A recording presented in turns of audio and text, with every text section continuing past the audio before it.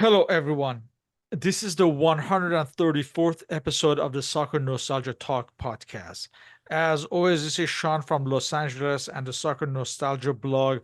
Unfortunately, Mr. Paul Whittle from the 1888 Letter blog could not make it this time.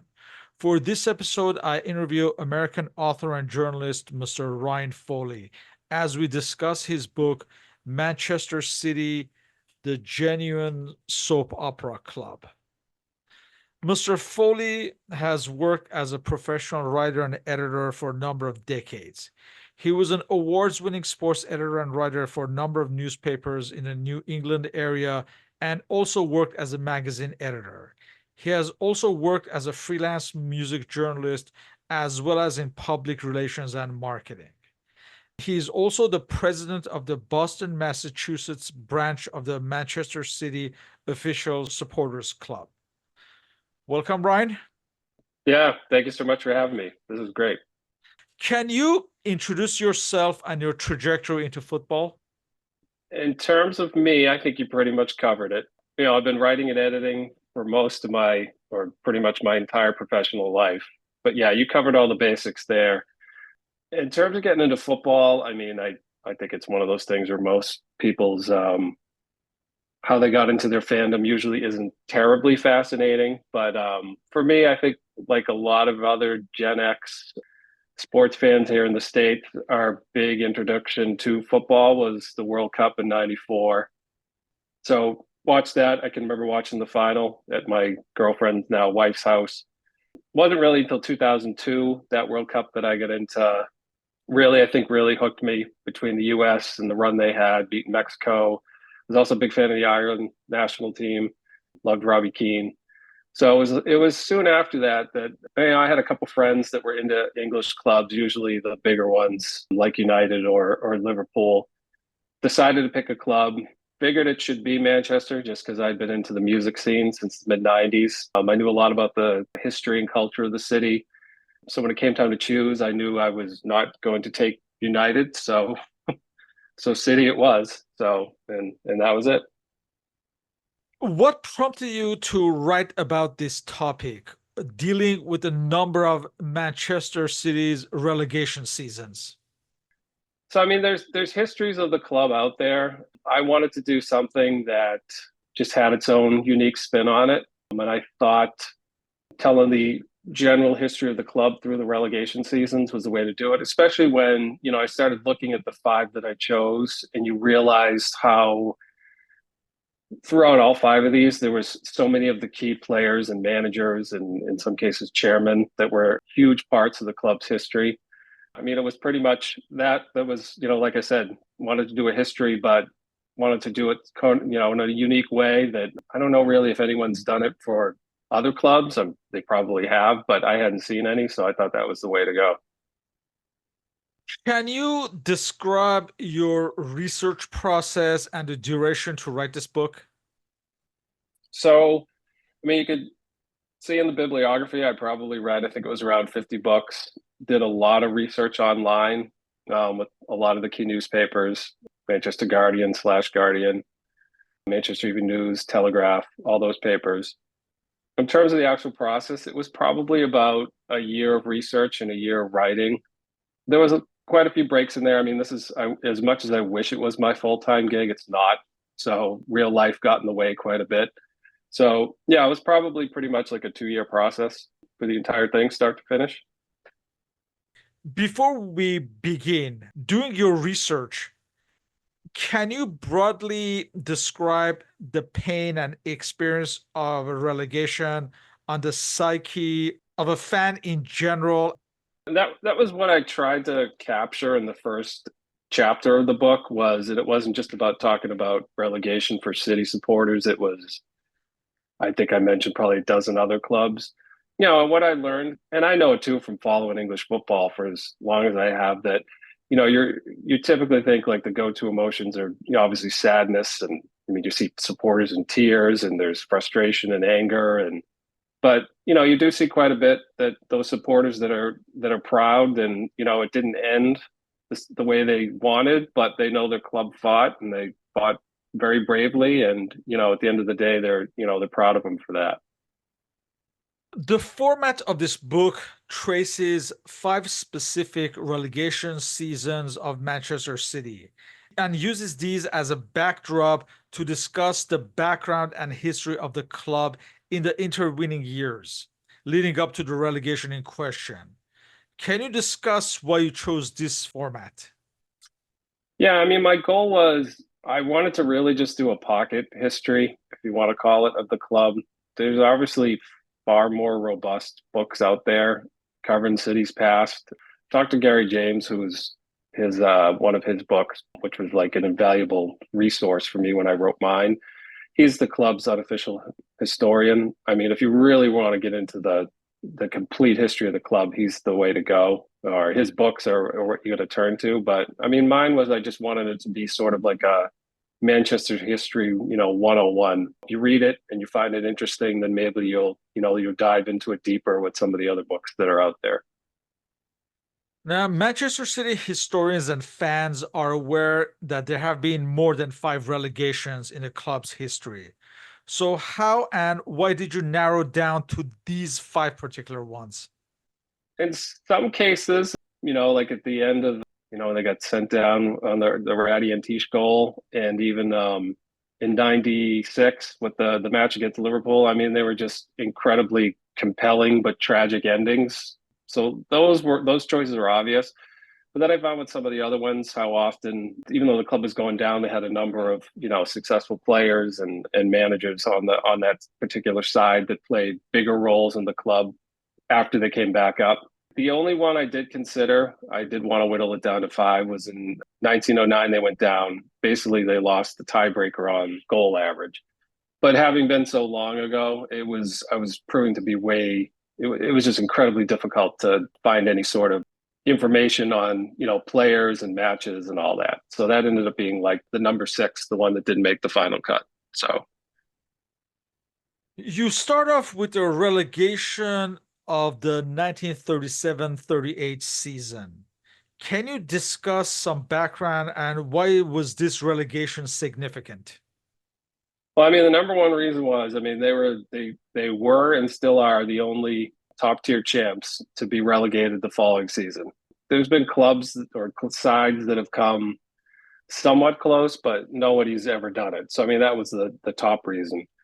And then the other reason was just it was evident from the season before when they won the league just how many terrific legendary like club legends on that side. From like Fred Tilson to Peter Doherty, Eric Brook, who was the club's leading scorer until Aguero passed him. Frank Swift, who still to this day is thought of as one of the club's best ever goalkeepers. So that was another big thing too. I mean, this was like the club's like first real crop of like stars. So I thought that made it compelling, and I wanted to explore that too. And it would take a decade before they returned. Yeah. Yep. In your narratives of a particular relegation season, you also introduce certain players and managers and trace their trajectory. What were your criteria in narrowing down and selecting these particular protagonists? I mean, for the most part, it was usually, the stars, the top players, the top performers. But I thought in some cases it warranted getting in some of the lesser known, still solid footballers on the sides. I mean, the big example was when I was talking about the Revy plan, Ken Barnes, who, very well known player at the time, not a superstar, who was, his link up play with Revy was the reason why those tactics worked. So, yeah, so it was in some cases talking about a lesser known player that, still had a big impact on the club or on a particular season. And you discuss players such as Frank Swift, Colin Bell, who are legends of the club, as well as, like you said, lesser known, not all household names, such as Yeah. someone like Alan Oakes or Glenn Pardo, and Hmm. among others. Yeah. The 1962-63 relegation season was under the stewardship of Les McDowell. In the post-war era, remembered for Bernd Trautmann and tactical formations such as the Rivi plan. Can you discuss this era? This season didn't have quite well-known or tragic or cataclysmic ending that some of the other ones did. But it was just fascinating because the heart of those really fantastic late 60s, early 70s city sides. I mean, really obviously the best stretch the club has ever had until the present one. But the heart of those sides were on that team that was relegated. I mean, it was, and those are three of the players I explore quite a bit: is Neil Young, Alan Oakes, who you'd mentioned, and Glenn Pardo. So I just thought that was fascinating that these players had this trajectory where they went from, the lowest of the lows in relegation to winning domestic trophies, winning a European trophy. That whole part I just thought was really cool. In between this relegation and the next one in 1983, Manchester City have a golden era with Joe Mercer and Malcolm Allison at the helm, as well as chairmen such as Peter Swells. The players included the likes of Colin Bell, Mike Summerby, and Trevor Francis near the Mm-hmm. end. All this leading up to the infamous last day loss to Luton and Radi Antic's goal in 1983. Can you discuss these highs and lows? I mean, like the central figure in really in this relegation chapter and even the next one is obviously Peter Swales. Who I found like, when I first got into the club, would just see all the vitriol directed toward him. I mean, he had been out obviously for a while. He had passed away several years prior. But reading more and more about him, he just to me came across as a pretty tragic figure. I mean, because he generally loved the club, but I think as anyone who follows English football can tell you, I mean, the history of the sport's filled with stories of diehard supporters who later became chairmen and left their clubs in far worse shape than when they took over. So I mean, it's not unusual. But I think like and I explore this in this particular chapter. Two of the biggest things was early in his tenure, or a few years into it. But they had Tony Book in charge, club legend, had a good stretch. I mean, they weren't. I don't think they were really competing for the league, but they did win the League Cup. And Swales ends up showing Book the door because he's not bringing in the trophies he's supposed to. And then the other big one was summer of '79 when Malcolm Allison is now back as full-time manager and they just signed one bust after another. But the biggest being Steve Daly, who's kind of became synonymous with the whole financial ineptitude of the whole Allison Swales partnership. So, and then it, culminated with the relegation pretty much on like the last kick of the match on the last day of the season. So it was an interesting chapter to write, but I think if you were a City supporter from back then, it was not something you want to relive. So And of course, before that, as we said, there's a golden era where Manchester City actually won the league title in 1968. Also in the 70s, you have the likes of Colin Bell and others we mentioned. And of course, Trevor Francis was a big money signing, but he stayed for not even, I think, just one season yeah, before he I was left to very yeah. Sampdoria, Mm-hmm. and Manchester City were relegated. At the time, they were under the stewardship of John Bond had resigned in during the season, and I believe John Benson was the manager when Yeah. they were Mm-hmm. relegated. Yep. Yeah. We come to the 1990s and the Premier League era. Manchester City appeared to be a stable, middle of a table Premier League side as we start the 1995-96 season. It's the era where Peter Swells has left the club and former hero Francis Lee is at the helm. We have managers like Brian Horton and 1966 World Cup winner Alan Ball on the bench, and exotic signings like the Georgian Georgi Kinkladze and the former East German striker Uwe Rassler on the pitch. Can you discuss this era and this particular relegation? Yeah, like and you said it well. They were seemingly stable. I think Peter Reid was in charge, had back to back fifth place, taken fifth in the table consecutive years. But you started to really see like how much of the finances were undoing City. there was a number of players, I think it was like a half a dozen players during one close season that either didn't want to join the club or the club couldn't find the necessary funds to bring them on. The other big thing was Swales bringing in John Maddock, who was a former newspaper editor and PR guy, to handle talent evaluation and transfers and whatnot. And then, I feel like the quote that best sums up that era, I have it right here, was when Swales stood in front of the assembled media and said the club is in very good shape apart from winning matches. So I think that pretty much summed it up in just a few words. But yeah, Swales eventually forced out by the club shareholders, and Franny Lee rides in on the white horse, former club legend. But I think it became evident pretty soon that it's just a case of meet the new boss, same as the old boss. That really nothing had changed much for the club. On the players front, you have someone like Paul Lake, who many predicted a bright future, but he suffers a career-ending injury. Others like Georgi Kinkladze, who was a very technical player. This is around the time where money is being spent in the Premier League. Talented players are coming, the likes of Juninho at Middlesbrough around the same time, Cantona, Asprilla, and the like. But somehow, despite his talent, he's unable to save the club and they're relegated. Yeah, and if I can mention too for a minute, and I write about this in the book, what Lake's story I think is incredible because in his autobiography, I would recommend to anyone who's a football fan, even if you're not a City supporter, just the work he's done to bring awareness to mental health issues with professional footballers is just amazing. And he gets into that. I mean, he really doesn't hold back. He warts and all, he tells you, how low he got with all the injuries and realizing his career wasn't going to go the way that he was hoping. So yeah, I thought what he's done is pretty great.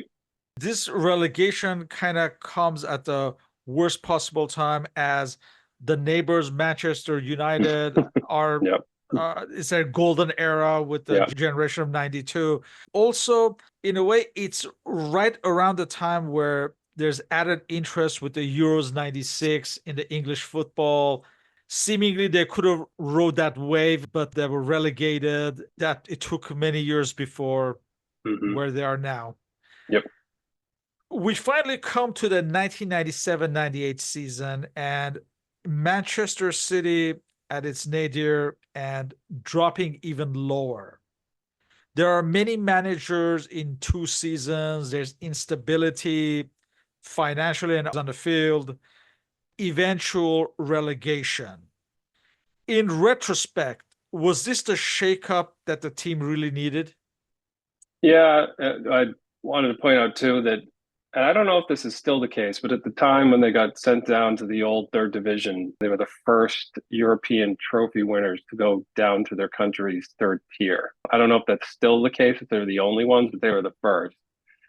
Was the shakeup what the team needed? I mean, in retrospect, yes. I mean, we've seen what happened, but your history of English football. I mean, there's for every city, there's a club like Leeds that you thought they bottomed out, and then it took them 15, 20 years or whatever it was to get back to the top tier. So yeah, I mean, looking back, it definitely was what they needed. I get into in the last chapter. I mean, the two biggest things that happened at the club that put them on the path that they are now for all the unimaginable success they've enjoyed was David Bernstein coming on and taking over, straightening out the books, getting the club on better financial footing. And then the other one that was just as big was getting the stadium deal for City of Manchester Stadium. I mean, just that sweet deal. I know there was a lot of tears and heartache when they left Main Road, but I know there was a lot of supporters that knew it was time. So yeah, those two developments really just set the club on the path that they are now. So let's zoom out now to these modern times. Manchester City is at the top of the English football pyramid. This is something that older fans who have lived some of the previous relegations we mentioned could have never imagined in their lifetimes. How do fans such as yourself regard this current era? It's funny. I was met up with a friend of mine who's a Liverpool supporter. He's been a Liverpool following Liverpool since the late '90s. He's got family from England, and he had asked me pretty much the same question. And all I could really say was, I mean, it's strange. It's been incredible. The players that I've been able to root for, the moments, the goals, the matches, everything. But it's it's weird. I do feel like that in some ways it's become more of a brand than a club, and I think you see evidence of that pretty much everywhere. I mean, I was watching some of the videos for City was over here in the States doing friendlies, and there was this big to do where they had a helicopter going over Central Park, and there's a huge like giant city badge in the middle of the park, and it's just. On the one hand, it's not surprising because I think when the club was bought in 2008, you kind of knew this is where it was going, but now that it's here, yeah. I think just strange is the word to describe it. Maybe other longtime City supporters who really went through the heartache think differently because they're just like, we're finally winning, we're just winning trophies, so that's great. But yeah, I think a lot of City supporters would probably share my view that it's great, but it's still a little odd. Not to try to sound like an old man, but is there a feeling that younger fans who have never experienced the lean times, I'm not even talking about relegations, but Yeah, in general, do you think they don't fully appreciate these good times? I I think they do. I mean, with me being president of the Boston supporters group, I mean, I get to interact with a lot of supporters of varying ages. We're there every weekend at our pub. I think they do. I just know from, I mean, my experience, and I'll step outside football for a second, as I grew up on the East Coast in New England. I'm a diehard Red Sox fan. I thought that them finally winning in 2004 was all the more sweeter because of all the heartache that I had gone through with them for the previous 20 years. So that's my experience. I think the lean times and the bad times make the good times even better. But yeah, I think for the most part, I guess that's what winning does. I mean, it's gonna make you happy no matter what. So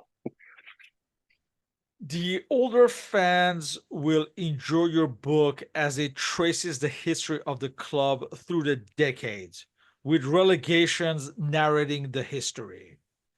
What do you want younger fans to get out of your book?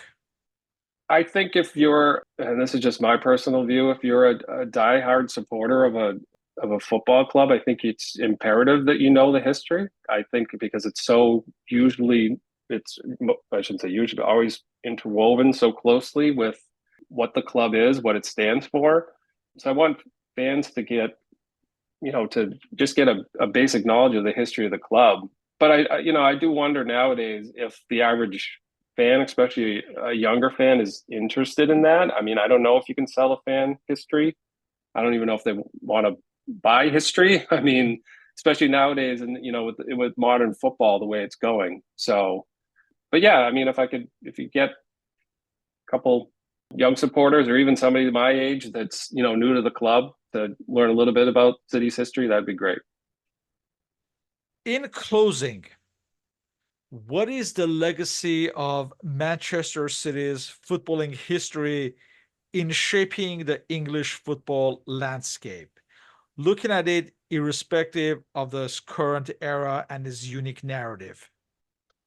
Yeah, so I mean, when I go to, and this used to be my ammunition to use against United fans when they would just bring up all the trophies they've won, and obviously are a little different now.